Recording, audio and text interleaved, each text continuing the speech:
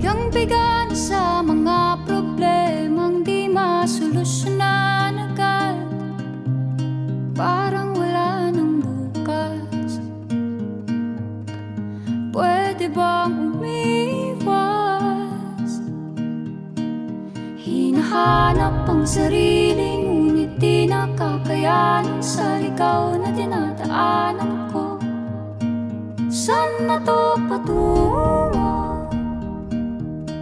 Saan ako patungo? Dahan-dahan nating simulan muli ang paghakbang.